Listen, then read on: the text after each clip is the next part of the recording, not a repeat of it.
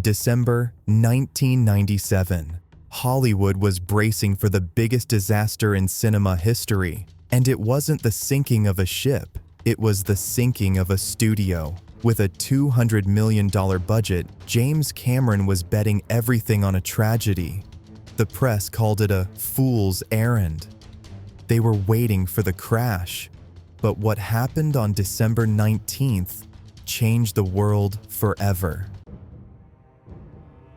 Production was a nightmare, 160 days of filming in freezing water. The crew was exhausted, the director was relentless, and the budget was spiraling out of control. Rumors of a cursed set began to circulate. This wasn't just a movie anymore. It was a war of attrition against the elements and the clock.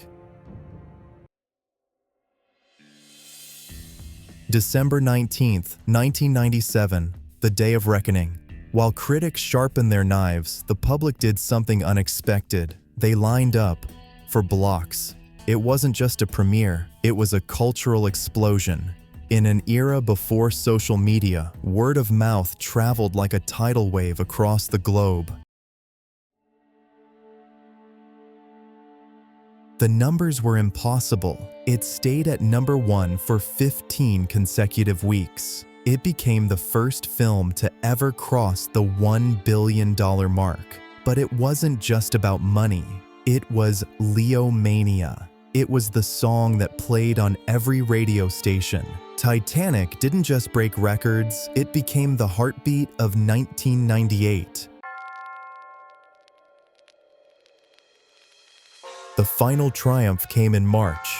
14 nominations, 11 Oscars, tying the record for the most wins in history. When James Cameron stood on that stage and shouted, "I'm the king of the world," he wasn't just quoting his movie, he was stating a fact. The disaster had become the greatest victory in cinema history.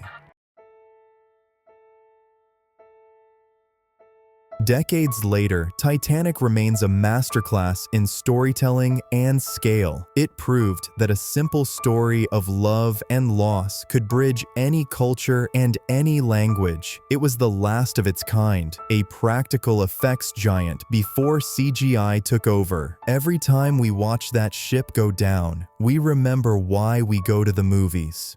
Thanks for watching. If you enjoyed this trip through history, hit like, subscribe, and tell us, where were you when you first saw Titanic? See you in the next one.